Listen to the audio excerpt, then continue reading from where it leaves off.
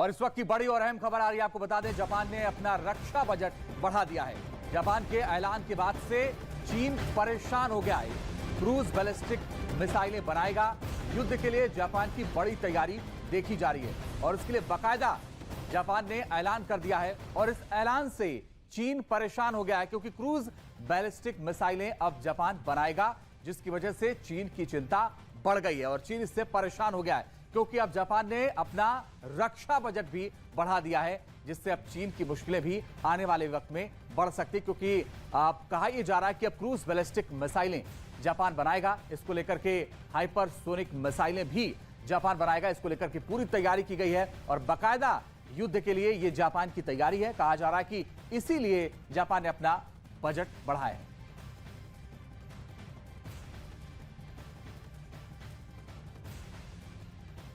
तो चीन को टक्कर देने के लिए जापान जिस तरह से तैयारी कर रहा है, उसे देखकर तो लगता है कि अगर दोनों के बीच जंग हुई तो तबाही की बड़ी सुनामी आ सकती है। जापान ने हाइपरसोनिक और क्रूज बैलिस्टिक मिसाइलें विकसित करने का ऐलान किया है। चीन के इससे होश उड़ गए हैं।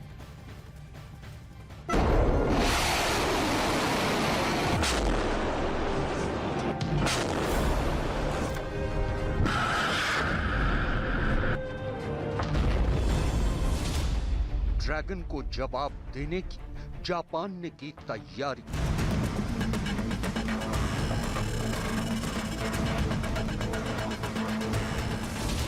हाइपरसोनिक मिसाइलें बनाने का जापान ने किया ऐलान।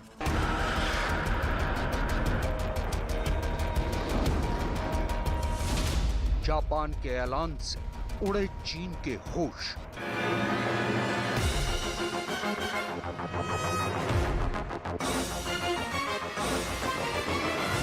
समुराई कसेगा ड्रैगन की नकेल।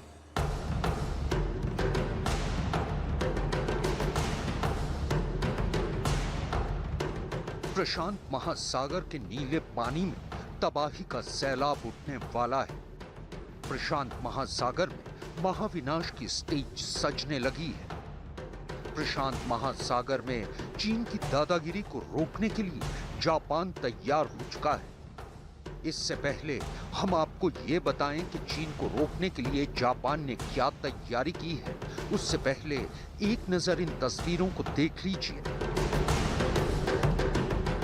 ये जापान सागर में रूस और चीन के जंगी जहाज हैं। दरअसल रूस के वॉस्टॉक 22 वॉर ड्रिल में चीन भी शामिल है और अपनी वॉर ड्रिल के तहत दोनों देश दुनिया को समंदर में अपनी ताकत का एहसास कराने के लिए ये युद्धाभ्यास कर रहे हैं। खबर के मुताबिक रूस की इस वॉर ड्रिल में 50,000 सैनिक, 5,000 वेपन सिस्टम, 140 लड़ाकू विमान और 60 जंगी जहाज शामिल हैं। रूस 7 सितंबर तक अपनी वॉर ड्रिल करेगा। इसके अलावा प्रशांत महासागर में चीन की दखल अंदाजी के चलते उसके कई पड़ोसी मुल्क परेशान हैं।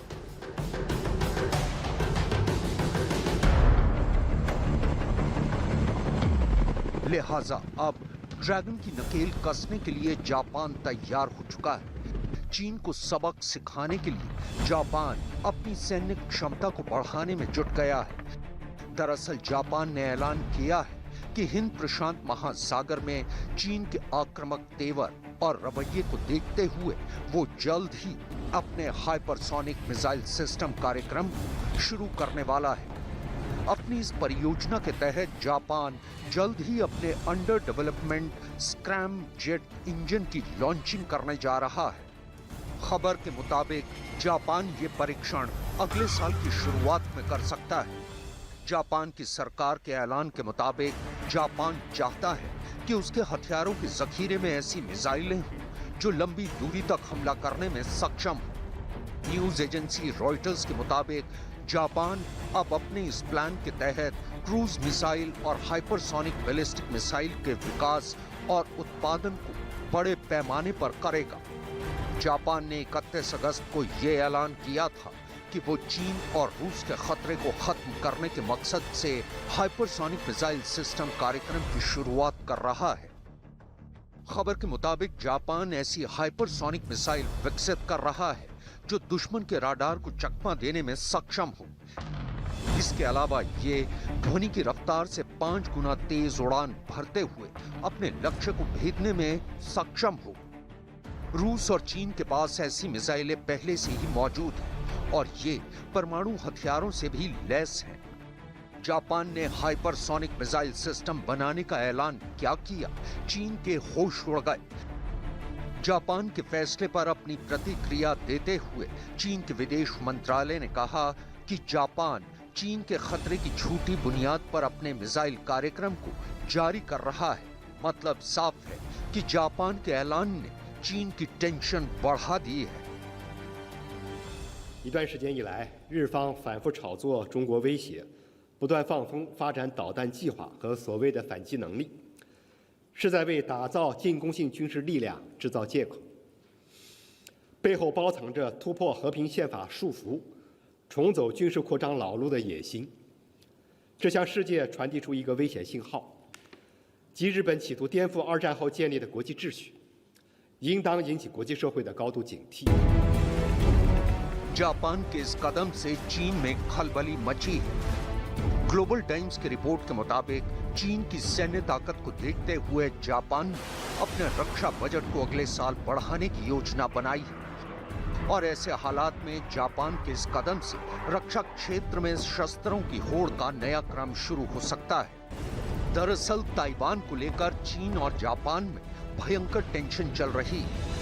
चूंकि ताइवान की सीमा के पास चीन बड़े स्तर पर लगातार युद्धाभ्यास कर रहा है और इस दौरान चीन ने ताइवान पर 11 मिसाइलें दागी थी, जिनमें से 5 मिसाइलें जापान के पास गिरी थी। लिहाजा चीन के इस रवैये के चलते ही जापान ने अपनी सुरक्षा बढ़ाने की योजना पर काम करना शुरू कर दिया है। इतना ही नहीं, जापान ने इजराइल के साथ भी एक रक्षा करार किया है। जापान के साथ रक्षा करार करने के बाद इजराइल के रक्षा मंत्री बेनी गेंट्स ने कहा कि इजराइल जापान की सामरिक शक्ति को विकसित करने के लिए उसे पूरा सहयोग देगा। We elevate 70 years of excellent ties between our countries to the strategic level. We open the doors to technological cooperation, information sharing, military-to-military activities, and industrial ventures.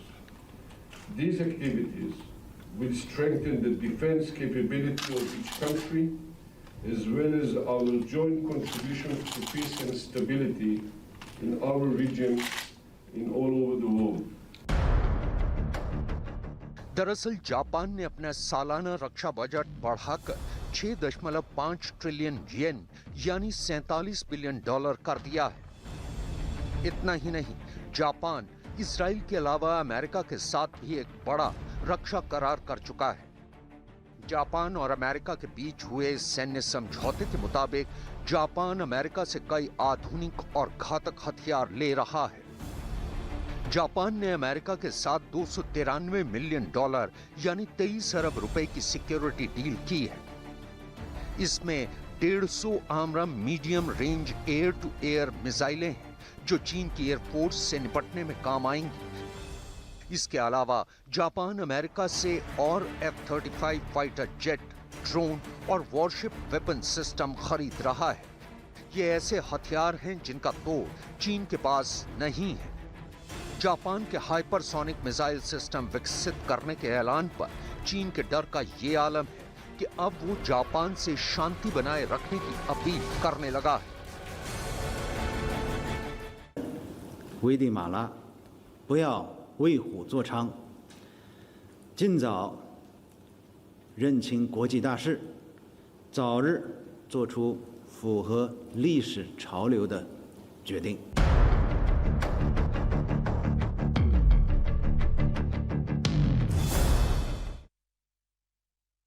आलम यह है कि जापान को धमकी देने वाला ड्रैगन अब उससे शांति बनाए रखने की अपील कर रहा है, लेकिन जापान नहीं चाहता कि चीन उसके साथ ताइवान की तरह कोई शरारत करे। लिहाजा जापान ने भी चीन के साथ जंग के खतरे को देखते हुए असलहे इकट्ठा करने शुरू कर दिए हैं। जापान की एक सुरक्षा एजेंसी ने जापान को युद्ध के लिए तैयार रहने की सलाह दी थी। एजेंसी की रिपोर्ट में चीन को देश के लिए सबसे बड़ा खतरा बताया गया था। और जिस तरह चीन की नौसेना प्रशांत महासागर इलाके में दखल अंदाजी कर रही है, उसे देखते हुए जापान ने भी अब प्रशांत महासागर में ड्रैगन की लगाम कसने का ब्लूप्रिंट तैयार कर लिया है। कुल मिलाकर एशिया में बहुत बड़ी जंग का खतरा नजर आने लगा है।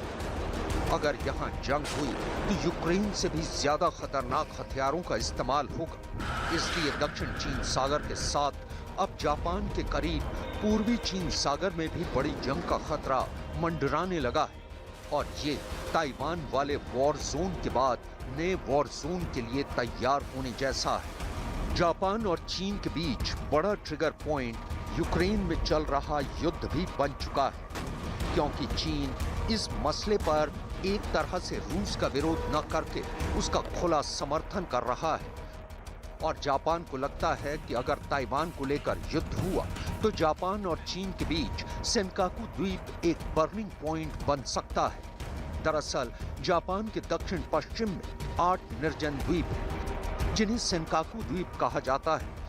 इनका क्षेत्रफल 7 वर्ग किलोमीटर ही है, लेकिन इनकी अहमियत बहुत ज्यादा बन चुकी है।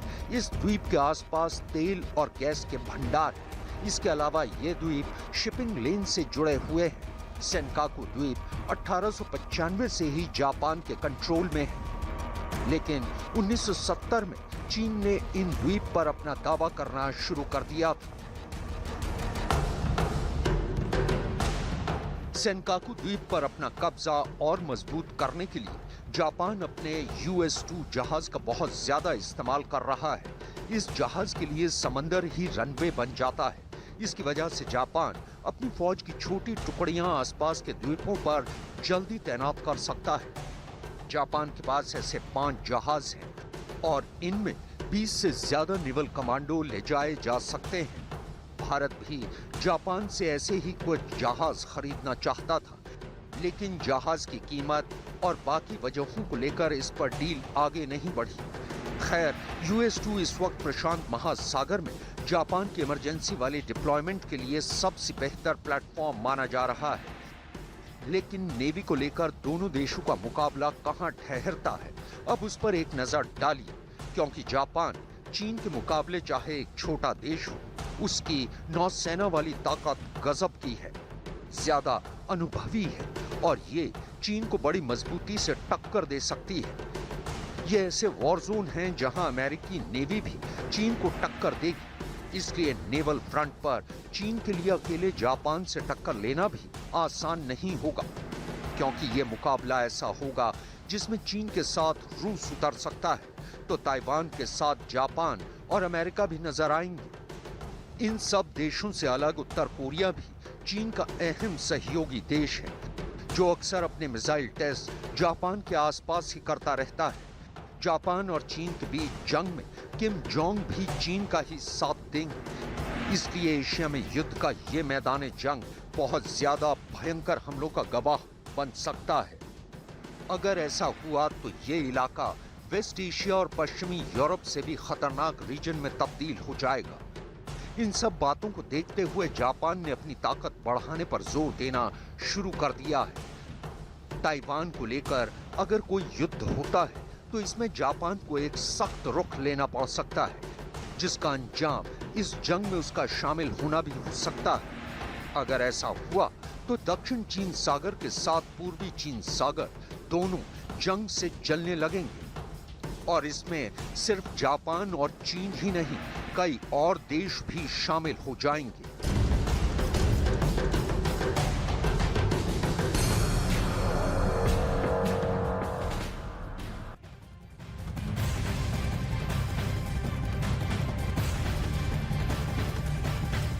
और इस वक्त की बड़ी खबर आ रही है, चीन को रोकने के लिए ताइवान तैयार है और ताइवान की तैयारी से चीन बौखला गया है। ताइवान ने 3 लेवल पर डिफेंस प्लान तैयार किया है।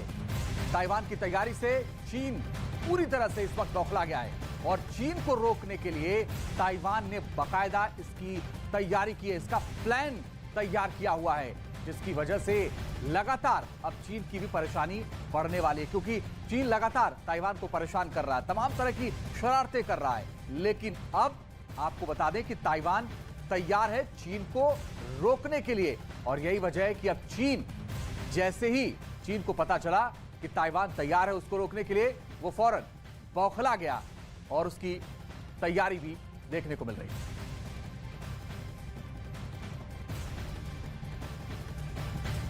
ताइवान और चीन के बीच युद्ध बस चंद कदमों की दूरी पर नजर आ रहा है।